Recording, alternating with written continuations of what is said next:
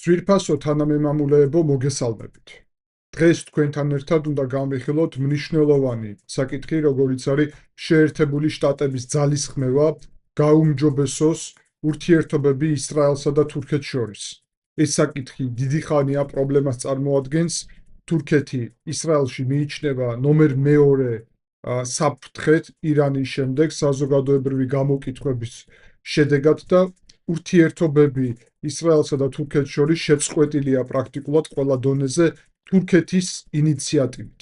სწორედ ამიტომ შეერთებულ შტატებს ჰქონდა ასეთი ძალისხმევა და პირდაპირ გეტყვით, რომ თურქეთმა კატეგორიული უარი განაცხადა ისრაელთან ურთიერთობების გაუმჯობესებაზე და ეს გააჟღერა საგარეო საქმეთა მინისტრმა, ყოფილმა დაზვერვის ხელმძღვანელმა ჰაკან ფიდანმა და თქვა, რომ ეს არის მათ შორის თურქეთის პრეზიდენტის, ანუ რეჯეპ ტაიპ ერდოღანის პოზიცია.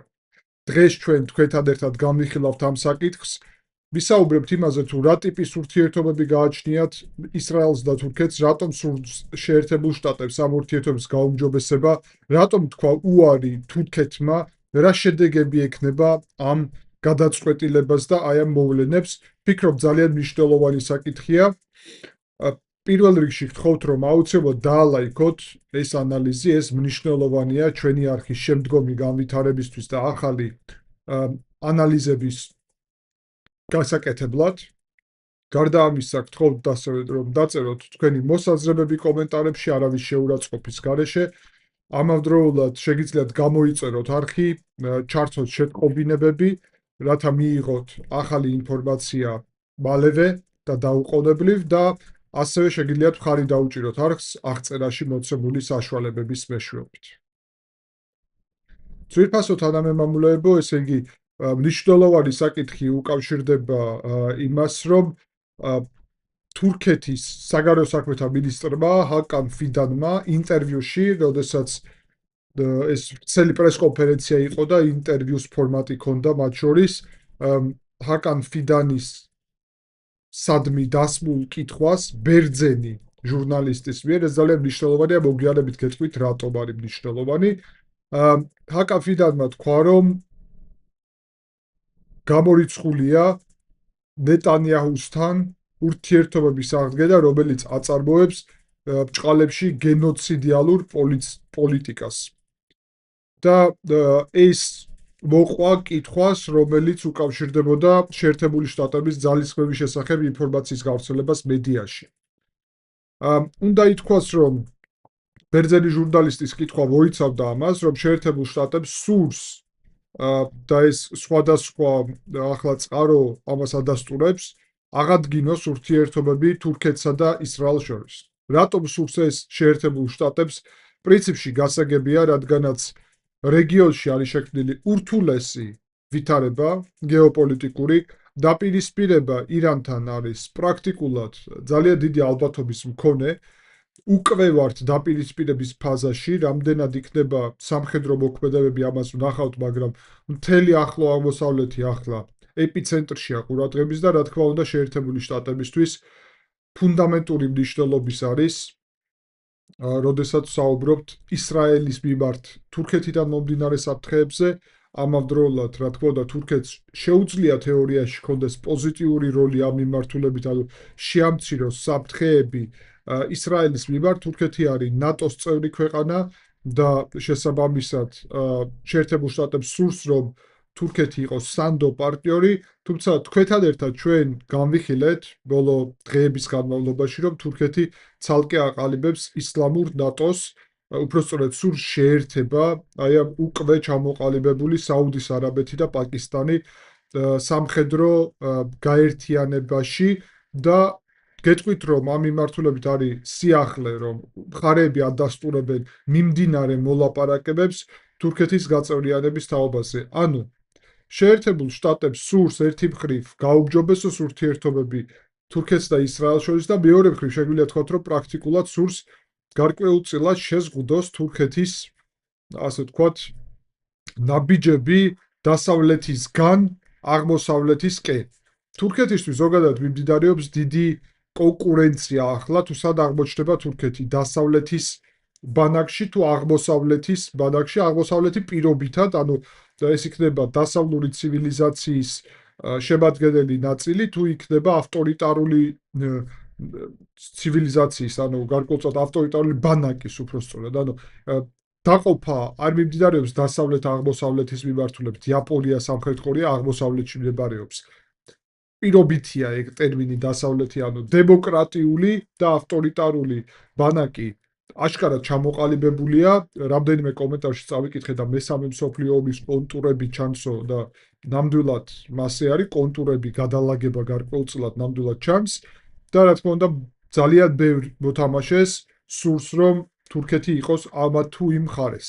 ან თურქეთი არა მხოლოდ თავად თურქეთი, არამედ თურქული სახელმწიფოები და ჩვენ თქვენთან ერთად ასევე ანალიზები გავაკეთეთ სხვადასხვა თემაზე, რომელიც ეხებოდა თურქული კავშირის განვითარებას, მათ შორის სამხედრო მდგენელს და ვფიქრობ, რომ ძალიან საინტერესო იქნება, რომ ეგეც ნახოთ, ანუ გარკვეულწილად პაზლს ვალაგებთ ჩვენ ერთად თქვენთან ამ არხზე გეოპოლიტიკურ რუკას და პაზლს იმისა, რომ გავიაზროთ რა ხდება გეოპოლიტიკურ აი ამ რუკაზე და რა ტიპის პროცესები მიმდინარეობს ან მოსალოდნელია და ეს არის ძალიან მნიშვნელოვანი ნაწილი ჩვენი თქვენთან ერთად საქმიანობის ამ არხზე.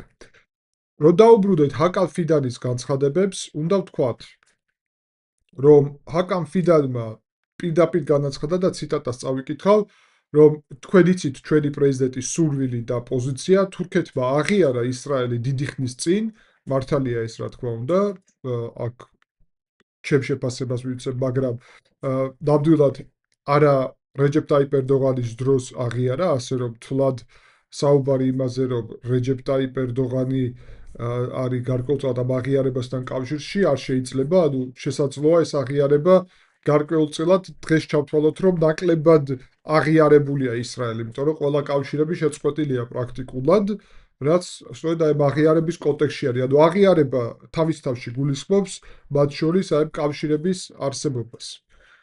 და გავაგრძელებ ციტატას, ჩვენ ბევრჯერ გავაცხადეთ, რომ ჩვენ შევწყვიტეთ ყველანაირი კომერციული და ნებისმიერი კავშირი, ანუ არა მხოლოდ კომერციული, არამედ პოლიტიკურიც ისრაელთან და ეს მოხდა ისრაელის მიერ 2023 წლის 7 ოქტომბრის შემდეგ დაწყებული გენოციდის შემდეგო.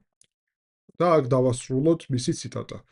ახლა აქ ძალიან მნიშვნელოვანი არის და ჩვენ ეს უნდა ვთქვათ, რომ რას ნიშნავს, ესე იგი, გენოციდის ტერმინოლოგია აქ, ანუ თურქეთი ბრალს რო დებს ისრაელს, რომ დაიწყო გარკვეული ჭყალებში გენოციდის პოლიტიკა 2023 წლის 7 ოქტომბრის შემდეგ, ეს პრინციპში ნიშნავს იმას, რომ თავისთავად უნდა გავიაზროთ რა მოხდა 7 ოქტომბერს. აი, ყველაზე მნიშვნელოვანი საკითხი არის, რომ კი ბატონო, თუ თურქეთი ამბობს, რომ 7 ოქტომბრის შემდეგ ისრაელმა რომ დაიწყო ჭყალებში გენოციდის პოლიტიკა და 7 ოქტომბრის შემდეგ რატომ დაიწყო ისრაელმა რაიმე? მე არ ვამბობ გენოციდის პოლიტიკას. ჩემი პირადი შეფასება არის, რომ და ახლა ამას მივყვებით ზუსტად, რომ რა მოხდა 7 ოქტომბერს, გავირკვიოთ კიდევ ერთხელ, იმიტომ რომ თუ 7 ოქტომბერს დაიწყო რაღაცა, რა დაიწყო 7 ოქტომბერს და 7 ოქტომბერს დაიწყო ჰამასის ტერორისტული დაჯგუფების ფართომასშტაბიანი მოულოდნელი თავდასხმა ისრაელზე, რომელსაც ჰქონდა 1200 ისრაელელის, რომელმაც გამოიწვია 1200 ისრაელელის სიკვდილი. ანუ ტერორისტული აქტი თავისი მასშტაბით უპრეცედენტო, შეგვიძლია ვთქვათ, ერთი ტერორისტული აი ამ აქტის შედეგად 1200 ადამიანი იქნა მოკლული ჰამასის ტერორისტული დაჯგუფების მიერ. ზუსტი ციფრები, ესე იგი, უკავშირდება იმას, რომ დაახლოებით 1219 ადამიანია მოკლული ამ ესე იგი ტერორისტული აქტის შედეგად. და ასევე იქნა აყვანილი, თქვენ იცით, რომ ძალიან ბევრი მძევალი, კერძოდ 251 მძევალი აიყვანა ჰამასმა აი ამ დღის განმავლობაში, ერთი დღის თავდასხმის განმავლობაში. შესაბამისად, 2 წელზე მეტი არის გასული და როდესაც ახლა საუბრობენ იმაზე, რომ 7 ოქტომბრის შემდეგ ისრაელმა გენოციდი დაიწყო ბჭყალებში. ჯერ გენოციდი უნდა გავერკვიოთ რა არის. გენოციდი არის მიზანმიმართული, ესე იგი, პოლიტიკა, რომელიც მიზანი არის თლიანად და ნაწილობრივ ამოწყვიტოს მთელი ეთნიკური ჯგუფი, ან მთელი რომელიღაც ჯგუფი კონკრეტულად. ანუ პირობითად თუ თურქეთი ამ შემთხვევაში პირობითად სწორ შეფასებას აძლევს, ეს ნიშნავს, რომ ისრაელის მიზანია არა მხოლოდ პალესტინელები, ან გაზას მოსახლეობა, არამედ არაბები, იმიტომ რომ პალესტინელები არიან არაბული მოსახლეობის ნაწილი, ზოგადი დიდი არაბული მოსახლეობის, მაგრამ კონკრეტულად კი ბატონო, პალესტინელ არაბებზე ვისაუბროთ, ან გაზას არაბებზე ვისაუბროთ, მათი მთლიანად როგორც ეთნიკური ჯგუფის განადგურება. ფაქტებით რომ ვისაუბროთ, პრაქტიკულად ეს არ დასტურდება მხოლოდ იმიტომ, რომ რიცხვებს რომ გადავხედოთ თუნდაც, ღაზას სექტორში მიმდინარე ბრძოლების, შეგვიძლია ვთქვათ, რომ ისრაელი ისეთ სამხედრო პოლიტიკას აწარმოებდა, რომლის მიზანი იყო სამხედრო ინფრასტრუქტურის ჰამასის განადგურება და რომლის შედეგადაც ასევე რა თქმა უნდა მშვიდობიანი მოქალაქეებიც დაზარალდნენ, დაიღუპნენ მათ შორის, მაგრამ აშკარად არის, რომ აი მშვიდობიანი მოქალაქეების მიზანში აყვანა მიზანმიმართულად არ ხდებოდა. მეტიც, ისრაელი პირიქით აფრთხილებდა ყოველთვის და ამით პრაქტიკულად ჰამასაც ირიბად ეხმარებოდა, რომ დატოვონ მშვიდობიან მოქალაქეებმა ამა თუ ეს კონკრეტული რეგიონი. აი, მაგალითს მოვიყვან კონკრეტულს. შენობებს რომ ბომბავდა ისრაელი, სართულებს ბომბავდა კონკრეტულად და არა მთელ შენობებს ხშირად, რომ იმ სართულზე ცხოვრობს ჰამასის ტერორისტი და დანარჩენ სართულებზე მცხოვრები მოქალაქეები რომ არ დაზარალდნენ. ანუ ეს არის პაფიო მაგალითი. თუ უბრალოდ მიზანი არის რომ პალესტინელები მოკლა, მაშინ საფუძვლად და საბაბად გამოიყენებ იმას, რომ იმ შენობაში არის ჰამასის ტერორისტი და მთელ შენობას დაანგრევს. მეტიც, როცა მთელი შენობის დაანგრევის გადაწყვეტილება ჰქონდა ისრაელს, აფრთხილებდნენ ყველა მოსახლეობას იმ შენობის რამდენიმე საათით ადრე, რომ დატოვეთო შენობა. წარმოუდგენელი ამბავი არის ზოგადად ომში, რომ რომელიმე ქვეყანამ ესე წინასწარ ინფორმაცია მიაწოდოს, იმიტომ რომ როცა ინფორმაციას აწვდის, მათ შორის შენს წერისაც აწვდის, გულისხმობ ჰამასს. ეხლა მეორე საკითხი არის ჰამასი თავად, ხო? ჰამასი არა მხოლოდ თურქეთის მიერ არ არის აღიარებული ტერორისტულ ორგანიზაციად.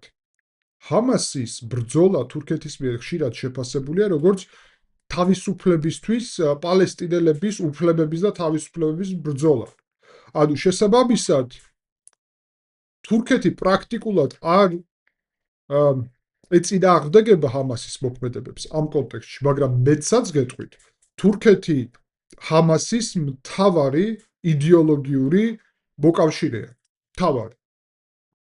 ირანი თუ მხარს უჭერს ჰამასს, ძალიან უჭირს ამ მიმართულებით. რატომ? იმიტომ რომ ჰამასი არის სუნიტური ტერორისტული ორგანიზაცია და მართალია ირანი მათ ეხმარება, იმიტომ რომ ისრაელის წინააღმდეგ არიან და რაც ისრაელის წინააღმდეგ არის ირანისთვის მისაღებია მაგ ლოგიკით, თორე წესით და რიგით შიიტური ირანი სუნიტურ ჰამას არ უნდა ეხმარებოდეს, მაგრამ ძირითადი ორი ქვეყანა, რომელიც ეხმარება ჰამას, ეს არის თურქეთი და კატარი. და მეცაც გეტყვით, რომ კატარში არის თურქული სამხედრო ბაზა, ანუ პრინციპში კატარი გარკვეულწილად თურქეთის უმცროსი პარტნიორიც გამოდის. შესაძლოა ეკონომიკა შეადარო და თქვა, რომ კატარი ძალიან მდიდარი ქვეყანაა, ცხადია თურქეთი გაცილებით. ერთ სულ მოსახლეზე სხვა ამბავია, კატარი პატარა ქვეყანაა, მაგრამ რეალურად რა თქმა უნდა უმცროსი პარტნიორი ნამდვილად ამ ურთიერთობებში არის თურქეთი. შესაბამისად, ეს განცხადება ძალიან უცნაურია ჰაკან ფიდანის და კიდევ ერთხელ მეტყველებს თურქეთის პოლიტიკის მიზნებზე საერთოდ ამ მიმართულებებით. ზოგადად გეტყვით, რომ თურქეთი ხშირად ხვდება ჰამასის წარმომადგენლებს, ჰამასს აქვს თურქეთში შტაბ-ბინაც და თურქეთში მათ შორის აქვს მსხვილი ბიზნესი, მას შორის სამშენებლო. ანუ ჰამასი თურქეთში არის წარმოდგენილი ძალიან სერიოზულად. და ხშირად ხვდება რეჯეპ ტაიპ ერდოღანი ჰამასის ლიდერებს. ღიად, საჯაროდ. თვითონ ესე იგი აზიარებენ თავის გვერდებზე აი ამ ინფორმაციას. გავაგრძელებ ჰაკან ფიდანის ციტატებს და გეტყვით, რომ აქ ჰაკან ფიდანი ამბობს, რომ სანამ ისრაელი არ შეწყვეტს პალესტინელების მკვლელობას და აი აქაც სპეკულაცია ხდება, პალესტინელების მკვლელობა, ჰამასის მკვლელობა, განსხვავება მათ შორის არ არის. რას გულისხმობს? თუ ჰამასის მკვლელობა, პალესტინელების მკვლელობა გამოდის მათ შორის, ხო, ეს ძალიან რთული საკითხი არის და სპეკულაციური ჩემი აზრით. თურქეთს ესე იგი, მაგის შემდეგ, მხოლოდ იმის შემდეგ, რაც ისრაელი შეწყვეტს ზეწოლას და პალესტინელების მკვლელობას მიზანში აყვანას, მაგის შემდეგ თურქეთი გააუმჯობესებს ურთიერთობებს. ანუ პირობები გაურკვეველია, ზეწოლა რას ნიშნავს? ან მიზანში აყვანა რას ნიშნავს? პალესტინელების მით უმეტეს ჰამასი შედის მაგაში, არ შედის, ვინ შედის. ასე რომ ამით თურქეთი გარკვეულ ბუნდოვან პასუხს ცემს, როდის შეიძლება გაუმჯობესდეს მათი ურთიერთობები. გარდა ამისა, სანამ ისრაელის ეს პოლიტიკა გრძელდება, სანამ ისინი ბომბავენ ქალაქებს, კლავენ ბავშვებს და ქალებს, ურთიერთობები ვერ გაუმჯობესდება. შეუძლებელია ეს. ნახეთ, ბომბავენ ქალაქებს, გეგონება თვითმიზანი არის ქალაქების დაბომბვა ისრაელისთვის, საინტერესო ხო ეს მნიშვნელოვანი მდგენელია. 7 ოქტომბრამდე რატომ არ იყო ქალაქის დაბომბვა? მაგალითად, იქნებ რაღაც მიზეზები არის, რატომ არ იყო 7 ოქტომბრამდე და 7 ოქტომბრის მერე არის. თავად ხო ასახელებს აი ამ რიცხვს 7 ოქტომბერი. მეორე, კლავს ბავშვებს და ქალებს. სერიოზული კითხვა იმაში მდებარეობს, რომ მართლა მოდით დავსვათ ეს კითხვა, ხო? ისრაელი მიზანმიმართულად კლავს ბავშვებს და ქალებს, თუ არა? თუ ვიტყვით, რომ კი, მაშინ სხვანაირად შევაფასოთ. თუ ვიტყვით, რომ არა, მაშინ გავიგოთ, აბა, რატომ ხდება, რომ ბავშვები და ქალებიც აღმოჩნდებიან გარდაცვლილთა შორის?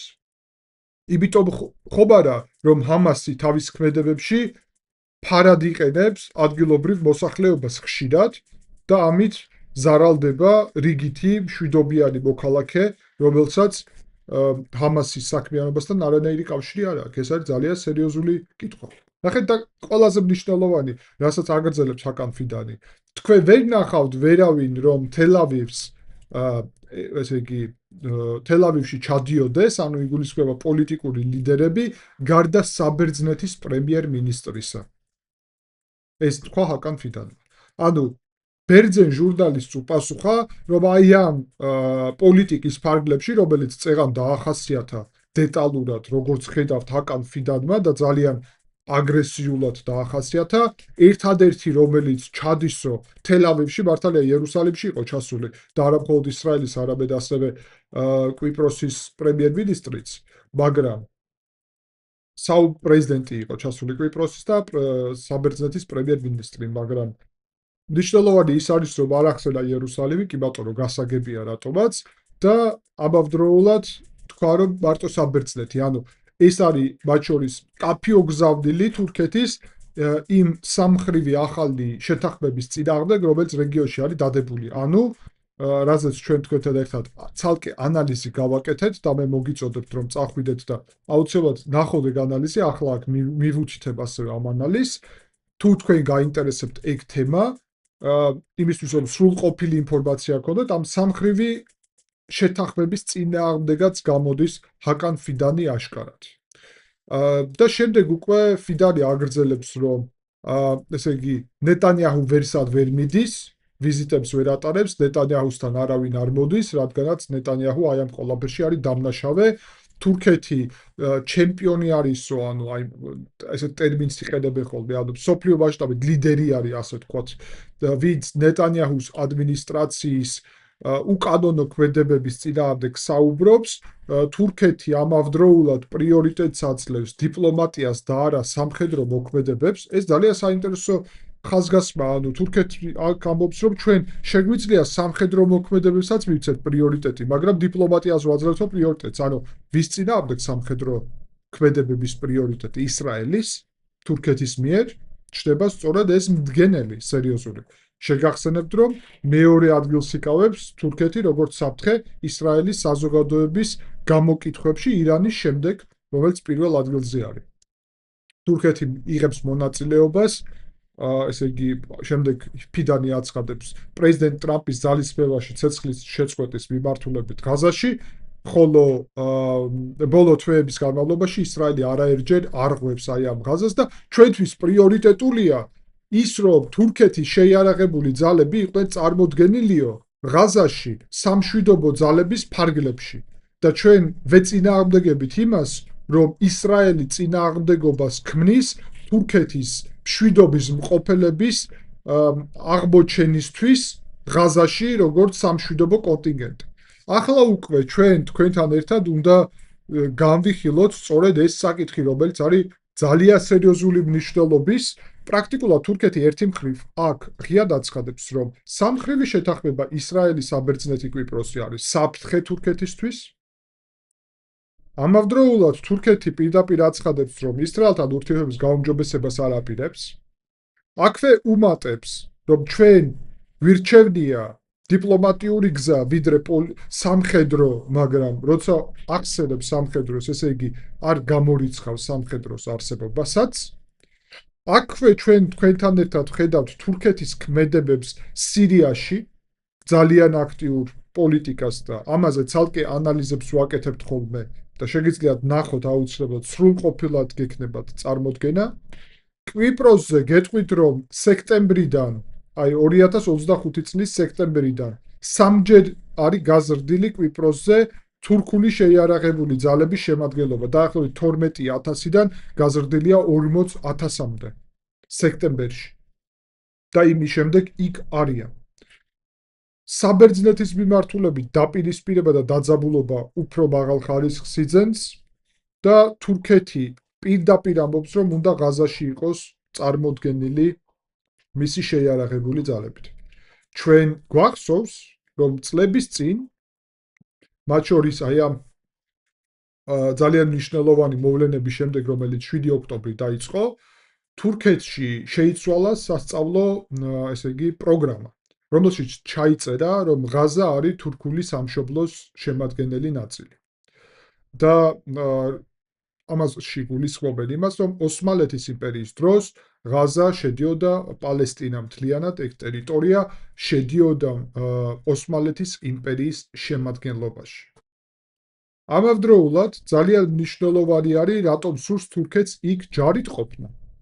ეს პირდაპირ ნიშნავს, რომ თურქეთი განიხილავს იქ საკუთარ ყოფნას მშვიდობის მყოფელი მისიის ფარგლებში, მაგრამ მოდით პირდაპირ ვთქვათ, ნებისმიერი განვითარების შემთხვევაში პრაქტიკულად თურქეთი და ისრაელის დაჯახება შეიძლება მოხდეს თავად უკვე ისრაელის ტერიტორიაზე, თუ ისინი იქნებიან წარმოდგენილი ღაზაში. ისრაელისთვის კატეგორიულად მიუღებელია იქ თურქეთის ჯარის აღმოჩენა, ხოლო როგორც ხედავთ, თურქეთი არც კი მალავს იმას, რომ მას სურს იქ აღმოჩენა. შესაბამისად, ჩვენ ხედავთ, რომ თურქეთი აგრძელებს დაახლოებას ისრაელის საზღვრებთან, ეს იქნება სირიის ტერიტორიის გავლით თუ ლიბანში, სადაც ბოლო პერიოდში გააქტიურდა თურქეთის პოზიციები, ეს ასევე უკავშირდება ერთ ძალიან მნიშვნელოვან მდგენელს და ეს უნდა შეგატყობინოთ ასევე, რომ შეერთებულმა შტატებმა 2 დღის წინ მიიღეს გადაწყვეტილება და ძმები მუსლიმები გაერთიანება, ასე ვთქვათ, რომელიც საზღვრების მიღმა არის, ანუ არ არის ერთ ქვეყანაში რეალურად არსებული, გამოაცხადა ძმები მუსლიმების ეგვიპტის, ლიბანის და იორდანიის ჯგუფები ტერორისტულ ორგანიზაციებად. არის ძალიან მნიშვნელოვანი ეს პირველ რიგში გეტყვით განმარტავ, რომ თუ გახსოვთ, ეგვიპტის პრეზიდენტი იყო მუჰამად მურსი, რომელიც იყო ძმები მუსლიმების წევრი. ძმები მუსლიმები არის რადიკალური ისლამისტური ორგანიზაცია ზოგადად, მაგრამ ახლა უკვე შეერთებულმა შტატებმა ტერორისტულ ორგანიზაციად შეაფასეს. მუჰამად მურსი სამხედროებმა ეგვიპტეში გადააყენეს. და დღეს ვინც მართავს ეგვიპტეს არის as-Sisi, რომელიც არის სამხედრო, რომელმაც ეს გადატრიალება სამხედრო ეგვიპტეში მოაწყო. ანუ ისლამისტებს არ მისცეს საშუალება ეგვიპტეში ხელისუფლებაში რომ აღმოჩენილიყვნენ. იგივე პროცესი პრაქტიკულად ეხლა შეწყვეტილია იორდანიაში და ესე იგი ლიბანში, აი ამ განცხადებით შეერთებული შტატების რომ ტერორისტულ ორგანიზაციად გამოაცხადა, მაგრამ თურქეთში ძმები მუსლიმები არიან ხელისუფლებაში და თურქული დანაყოფი ძმები მუსლიმების არ გამოუცხადებია ესე იგი შეერთებულ შტატებს ტერორისტულ ორგანიზაციად. რატომ? იმიტომ რომ ძმები მუსლიმების ლიდერი თურქეთში და მე ვიტყოდი გლობალური ლიდერიც, იმიტომ რომ გარკვეულწილად ოფიციალური ეგეთი თანამდებობა არ არსებობს, არაოფიციალური არის ეს კავშირი, არის ბატონი რეჯეპ ტაიპ ერდოღანი. და რეჯეპ ტაიპ ერდოღანი ხშირად იყენებს გარკვეულ სიმბოლოებს, რომელიც ასოცირებული არის სწორედ ძმები მუსლიმების აი ამ დაჯგუფებასთან. შესაბამისად, შეერთებულმა შტატებმა პრაქტიკულად ამ ნაბიჯით შეზღუდეს ახლა ძმები მუსლიმების აი ამ გაერთიანების აქტიური ფორმირება. ვიტყვი, რომ ძმები მუსლიმები იდეოლოგიურად ჰამასთან ძალიან ახლოს არიან და ის რომ შეერთებულმა შტატებმა ეგვიპტეში, იორდანიაში და ლიბანში ახლა ტერორისტულ დაჯგუფებად გამოაცხადეს, ძმები მუსლიმები ნიშნავს იმას, რომ რეჯეპ ტაიპ ერდოღანის თვის რთული იქნება აი ამ ორგანიზაციის გაფართოება და გავრცელება ამ რეგიონებში, მათ შორის შესაძლოა რაღაც მომენტში შეერთებულმა შტატებმა ძალაც გამოიყენონ ტერორისტული ორგანიზაციის წინააღმდეგ. შეგახსენებთ, რომ იგივე ლოგიკით, მაგალითად, ისლამური სახელმწიფო ტერორისტული ორგანიზაციის წინააღმდეგ შეერთებული შტატები სამხედრო ოპერაციებს მართავენ ხშირად, მაგალითად, სირიაში, ახლახანს დაბომბეს ISIS-ი, მანამდე დაბომბეს სომალიში, მანამდე დაბომბეს ნიგერიაში. ანუ ეს პროცესი ძალიან აქტიური არის. შესაბამისად, შესაძლოა გარკვეული ქმედებებიც იყოს. სწორედ ამიტომ ეს ასევე უნდა გამიხილოთ აი ამ ერთი კონტექსტის ფარგლებში შეერთებული შტატები, ისრაელი და თურქეთი. თურქეთის პოლიტიკა ახლა უკვე გასაგებია, რასაც გულისხმობ, ანუ თურქეთის ნაბიჯები და მიმართულება ისრაელის კონტექსტში გასაგებია და ვფიქრობ, ეს ანალიზი კიდევ უფრო ნათელს ხდის ზოგადად ახლო აღმოსავლეთში მიმდინარე პროცესებს და მოვლენებს და ცხადია ამას ექნება თავისი გაგრძელება და განვითარება. დიდი მადლობა ყურადღებისთვის, შეხვდებით შემდეგი ანალიზის დროს.